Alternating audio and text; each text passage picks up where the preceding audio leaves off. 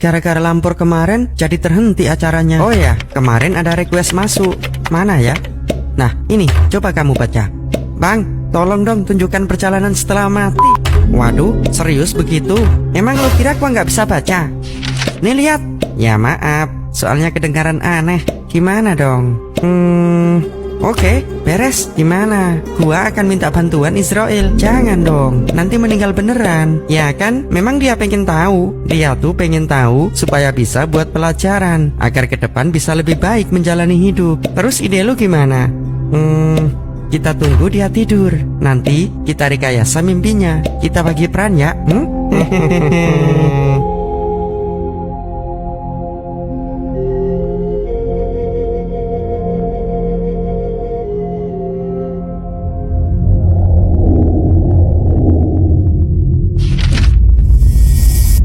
Wahai jiwa yang baik, keluarlah menuju ridho Allah.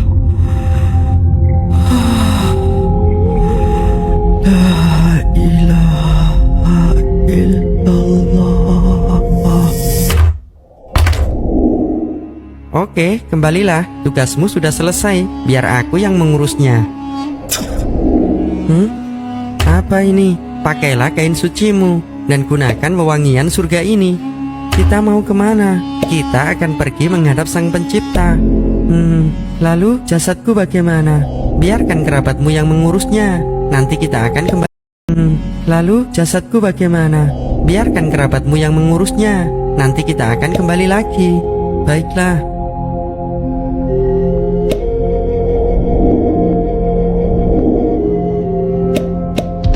Sesungguhnya kitab suratan amal orang-orang yang berbakti terdaftar di Ailiyin. Para malaikat sudah bersaksi atas amalmu. Alhamdulillah. Mari kita kembali. Jasadmu sudah menunggu untuk dikuburkan.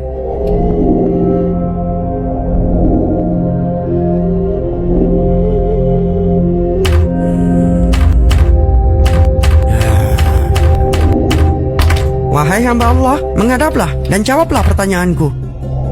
Silahkan wahai malaikat Allah. Siapa Tuhanmu? Allah adalah Tuhanku. Lalu apa agamamu? Islam adalah agamaku. Siapa nabimu? Baginda besar Muhammad Sallallahu Alaihi Wasallam adalah nabiku. Dan apa pedoman hidupmu? Al-Quran adalah pegangan hidupku. Oke, kamu adalah hamba yang baik. Beristirahatlah hingga kiamat akan tiba. Tempat ini sunyi sekali. Bagaimana aku sanggup menanti kiamat dalam keadaan seperti ini? Jangan bersedih wahai sahabatku. Aku bersamamu. Siapa kamu? Aku adalah amal baikmu. Akan kubuat lan sempit ini menjadi istana luas dengan hembusan angin surga yang penuh dengan kedamaian. Terima kasih ya Allah. Sungguh semua ini adalah karena rahmatmu. Amalku tidak sebanding dengan semua kemuliaan yang engkau berikan ini. Apakah aku tadi bermimpi? Oke, kalau bagus, nanti kita sambung lagi versi orang buruknya. Yap, jangan lupa like dan komen ya. Ulama mengajarkan, paling tidak, jangan sampai melupakan ada 3 doa yang harus engkau panjatkan kepada Allah Subhanahu wa Ta'ala. Yang pertama, engkau memohon agar Allah memberikan kematian husnul khatimah untukmu. Allahumma inni as'aluka husnul khatimah. Ya Allah, berikan kepada kami, berikan kepadaku kematian husnul khatimah. Lalu doa yang kedua, engkau memohon kepada Allah agar diberikan kemauan, kekuatan, keistiqomaan untuk bisa melakukan taubatan nasuha sebelum kematian menghampirimu. Allahumma rzuqni taubatan nasuhan qabla al-maut. Ya Allah, berikan kepada kami kekuatan untuk bisa taubat nasuha sebelum kematian menjemput kami. Dan doa yang ketiga, engkau meminta. Orang kalau sudah sholawat di dunia urusannya lancar, sekarang harus ngadepi sakratul maut. Kalau sudah ngadep sakratul maut, apa yang bisa kita bawa? Kata Rasulullah, man sarrohu an yalqallahu wa huwa anhu radin falyukthir minas salati alayya. Kata Nabi Muhammad, barang siapa yang mau berjumpa dengan Allah dan Allah bakal ridho kepadanya, maka perbanyaklah sholawat kepada Nabi Muhammad. Allahumma sholli ala Muhammad. Nikmat Kita mau jumpa Allah, Allah ridho. Gimana caranya? Perbanyak sholawat. Dengan banyak sholawat Allah akan rela kepada kita. Dalam riwayat yang lain ulama berkata, ini orang yang senang sholawatan, sampai banyak sholawat, insya Allah rauhaniyah Nabi Muhammad akan hadir ketika sakratul maut. Terus apa untungnya kalau kita itu kedatangan Rasulullah di sakratul maut? Apa untungnya? Untungnya mau tahu. Anda tahu perempuan lihat Nabi Yusuf tangan kepotong nggak terasa. Maka kita kalau apabila melihat Nabi Muhammad ketika sakratul maut, nyawa dicabut yang begitu pedih, nggak akan terasa dengan memandang wajah beliau baginda Muhammad.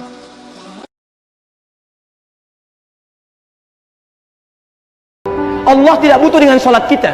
Semuka langit dan bumi tidak sujud kepada Allah, tidak akan menurunkan status Allah sebagai Tuhan. Tetap Rabb, tidak akan mengurangi keagungannya Azza wa Jal, ya. Tapi ini ujian ketaatan kita kepada Allah Subhanahu wa ta'ala. Taat tidak dengan perintah Allah. Lihat kalimatnya, saya minta kamu sujud kepada Adam, bukan karena Adam yang penting, tapi ini perintah saya. Apa jawab makhluk ini? Lihat kalimatnya, ana khairum minhu khalaqtani min narin wa khalaqtahu min tin. Saya lebih hebat dibandingkan dengan dia. Saya lebih hebat dibandingkan dengan dia. Perhatikan cuma satu kalimat, saya lebih hebat dibandingkan dengan dia. Engkau ciptakan saya dari api, sedangkan dia engkau ciptakan dari tanah. Tidak pada levelnya, yang unggul mesti hormat kepada yang lebih rendah. Satu kalimat ini keluar di lisan makhluk ini, dirubah namanya oleh Allah Subhanahu wa ta'ala menjadi iblis, dan terhapus nilai ketaatannya dalam pandangan Allah Subhanahu wa ta'ala. Ya Allah, amal apa yang engkau terima dari orang yang 200 tahun bermaksiat kepadamu ya Allah?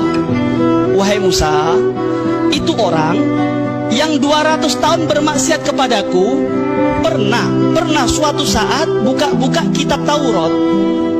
Buka kitab Taurat, di dalam kitab tersebut disebutkan Muhammad Rasulullah. Nangis, Pak. Nangis, kemudian nama tersebut dicium, ditempelkan kedua matanya dengan nama Muhammad Rasulullah. Wahai Musa, berkat dia mencium, mengagungkan nama kekasihku Muhammad Rasulullah, dia rindu dengan kekasihku, aku hapus dosanya 200 tahun. Berkat apa? Cinta dengan Nabi Muhammad sallallahu alaihi wasallam.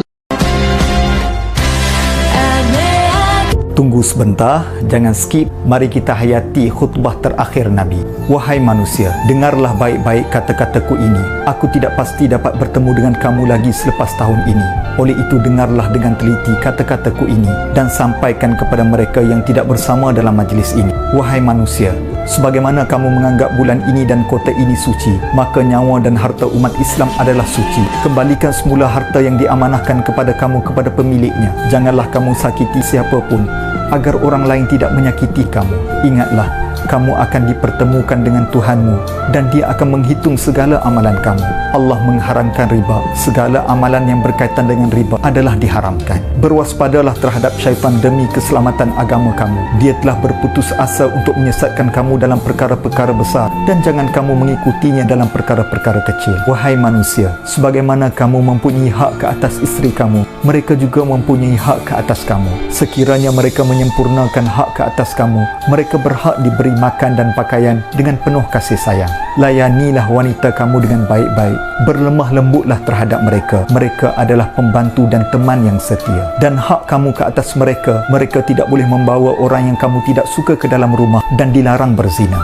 Wahai manusia, dengarlah bersungguh-sungguh kata-kataku ini. Sembahlah Allah, dirikanlah solat, berpuasa di bulan Ramadan, bayarlah zakat, dan tunaikan haji bagi yang mampu. Ketahuilah setiap Muslim adalah bersaudara. Kamu semua adalah sama. Tidak ada orang yang lebih mulia melainkan takwa dan amal soleh. Ingatlah bahawa kamu akan menghadap Tuhanmu dan kamu akan dipertanggungjawabkan segala apa yang kamu kerjakan. Oleh itu awasilah, jangan sesekali kamu terkeluar daripada landasan Islam selepas ketiadaanku. Wahai manusia, tidak akan ada Nabi dan Rasul selepas daripada ketiadaanku, dan tidak ada agama baru yang akan lahir. Oleh itu nilailah dan fahamilah kata-kataku ini. Sesungguhnya aku tinggalkan kepada kamu dua perkara. Sekiranya kamu berpegang teguh kepada kedua-duanya, kamu tidak akan sesat selama-lamanya. Itulah Al-Quran dan sunnahku. Hendaklah orang yang mendengar ucapanku ini menyampaikan kepada orang lain. Semoga yang terakhir lebih memahami ucapanku ini. Ya Allah, saksikanlah ya Allah, aku telah sampaikan risalahmu kepada hamba-hambamu.